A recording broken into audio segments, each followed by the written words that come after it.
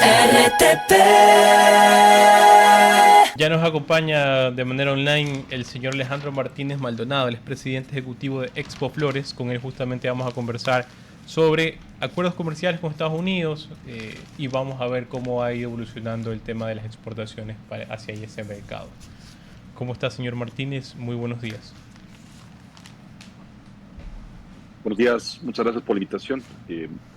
En realidad el tema de Estados Unidos es un tema que yo lo llamaría ahorita una especie de montaña rusa, porque obviamente el presidente Trump en el mes de abril del año pasado pues impuso una sobretasa base a todo el mundo, basado en normas, digamos, para arancelarios, ¿no?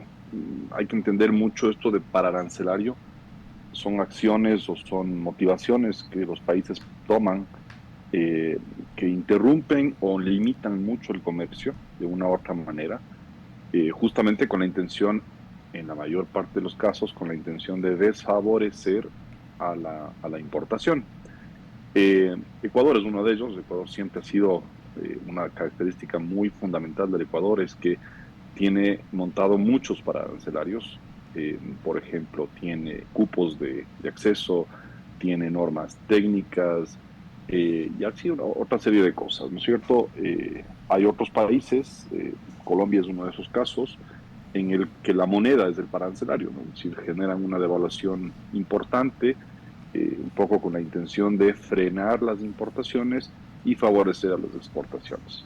Entonces, esto en general básicamente fue la primera parte. La segunda parte se refería justamente a balanza comercial, es decir, donde no tengan una balanza positiva o cercana al cero, ¿no? Eh, un poco yendo al por qué empiezo con esto o por qué inicio con esto, es porque en realidad, si uno hace un análisis de la parte productiva y comercial de los Estados Unidos, ¿era algo necesario? Sí. Lo que es la forma es abrupta, ¿no? Es muy salvaje, es muy fuera de lo común, digámoslo así. Pero bueno, o sea, al final del día es la economía de las economías más fuertes del mundo, la economía de consumo más fuerte del mundo, y digamos que tiene la capacidad y tiene el poder para poder imponer cosas como estas, ¿ya? Eh, el Ecuador ha venido trabajando adecuadamente todo este tiempo, lo hizo desde el primero, es más, fue el primer país que respondió a esa acción con una carta muy, muy adecuada hacia una apertura del diálogo y de conversación para ir resolviendo estos temas, ¿ya? Eh, Obviamente en el caso de Ecuador es complejo, ¿no? Si no tenemos acuerdo comercial, por un lado, lo cual significa que no habían reglas establecidas entre los dos países, sino más allá de las reglas preestablecidas en los años 70, que son reglas comunes de origen, ese tipo de cosas. Eh, lo culminó bastante bien la primera etapa, hace 2 semanas, una semana y media más o menos, en el cual Ecuador cede ciertas cosas referentes a pararancelarios y Estados Unidos cede en liberar el 15% de sobretasa a ciertos productos. Ahora bien, el día viernes la Corte Suprema americana determinó la ilegalidad de la forma de la implementación de las sobretasas, lo cual lo bajó a cero inmediatamente, ¿ya? Pero acto seguido el presidente anunció, y está vigente desde hoy día, una sobretasa global del 15% a través de otro artículo de la Constitución. Entonces, ese es el escenario hoy día. Es un escenario complejo porque obviamente en comercio, cuando tienes muchos cambios drásticos y repentinos, pues generalmente el comercio no se adapta tan rápido, ¿no? Es decir, tiendes a un poco esperar el resultado, y a veces no es el resultado que esperas, o a veces el resultado es mejor de lo que esperabas. Entonces, hay muchas circunstancias ahorita que están jugándose.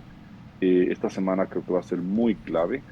Ecuador de inmediato, el día viernes, el gobierno ecuatoriano marcó una línea clara de diálogo con el gobierno americano, para entender un poco esta situación que no va más allá de la acción del gobierno, ¿no? Es decir, esto ya entró en las Cortes, lo cual implica un proceso muy distinto, por un lado, y por otro lado abrió una puerta, que lo hace por primera vez los Estados Unidos, que es utilizar el artículo 122, si no estoy equivocado.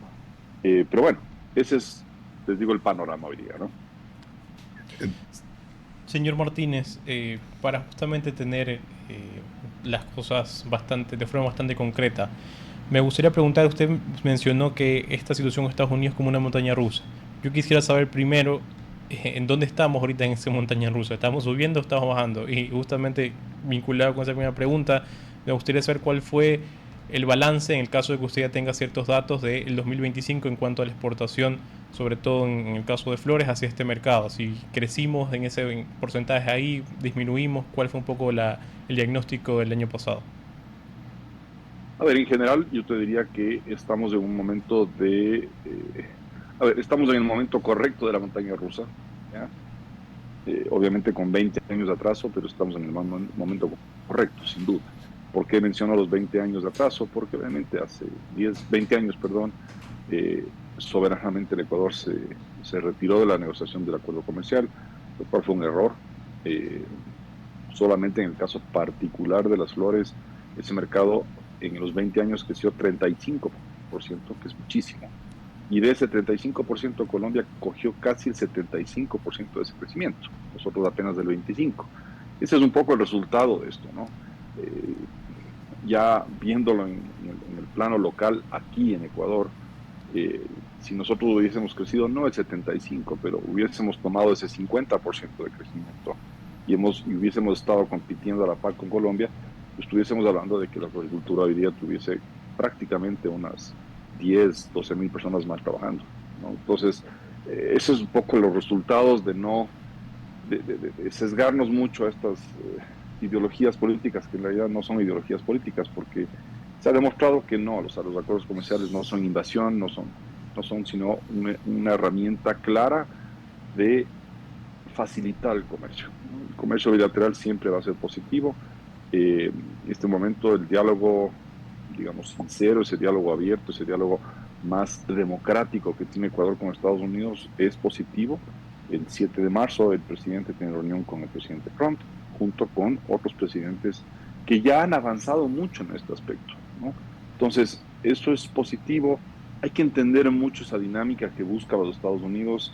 Es un mercado sumamente importante para nosotros, sumamente atractivo también, no solamente para lo que ya exportamos del país, sino para cosas nuevas que el Ecuador necesita, ¿no? Es decir, y Ecuador también necesita comprar cosas, y eso es fundamental. Generar esa ida y vuelta al comercio van a ser importantes. Ahora, entrando al tema de flores en particular, a ver, las flores vienen con un crecimiento bueno, no sostenido, pero bueno, desde el año 2021, es decir, pospandémico. Eh, Principalmente te diría porque había un grupo de consumidores que nosotros definitivamente no lo teníamos en el radar en ese momento, que eran los millennials, ¿no? Es decir, el comportamiento del millennial en general era un comportamiento más bien muy atípico al consumo de flores, pero eh, te diría que gracias a la actitud que hubo durante la pandemia respecto a poder enviar cosas a sus padres o a sus abuelos, sentirse digamos, esa buena onda, ¿no?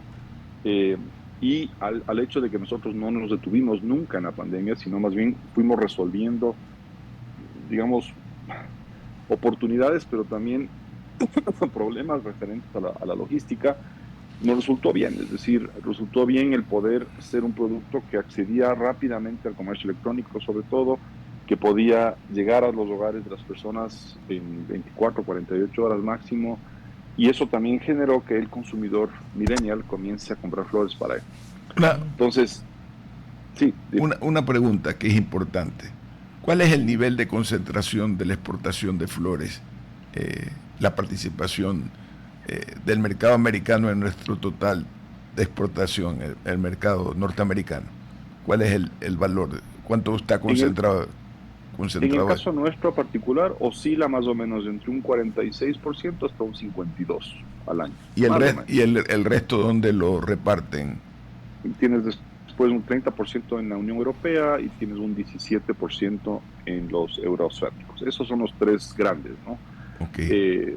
Después tienes mercados como, el Es decir, canadiense. en el caso de ustedes la concentración con Estados Unidos es muy grande, en el caso del sector Es floral. importante, es importante, ¿no? No como la de Colombia. Colombia concentra el 82% de su producción en Estados Unidos, Así, ¿no? pero sí es importante. Ahora, Claro, una curiosidad que me viene a la mente, ¿cuál es el grado de manejo de las distribuidoras en Estados Unidos por parte de ustedes mismos, o no tienen, como los colombianos que manejan empresas colombianas, la distribución de la flora en Estados Unidos? a ver, hay de todo, no hay, ha cambiado mucho también el mercado, o sea, hay muchas aristas, digamos. El mercado de las flores te exige una cosa que es fundamental y es, bueno, consistencia por un lado, pero por el otro lado tienes que ser altamente creativo y altamente dinámico. Eh, Mayoritariamente te diría en los años 80, 90, la floricultura colombiana más bien comenzó a crear sus propias centros de Sí. distribución en Miami, y mayoritariamente tenían, te diría, el 100% de esa importación como inversionistas extranjeros. Habían, obviamente, americanos que lo hacían también.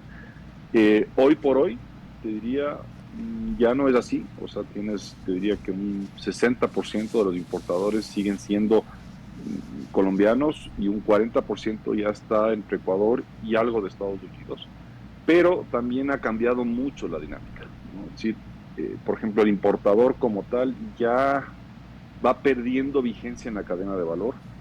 Eh, Te digo, son cosas tan sencillas como que hoy día tú puedes coordinar una entrega a un centro de distribución en Milwaukee, en la mitad de Milwaukee, ¿no es cierto? En la mitad de los Estados Unidos, En el casi desde centro. aquí, en el centro, casi desde aquí, generando una importación a través de un agente que te hace la importación rápidamente y luego distribuyendo todo en camiones, ¿no? Es decir, la dinámica ha cambiado muchísimo hoy en día. Eh, el importador sigue estando vigente, pero cada vez menos.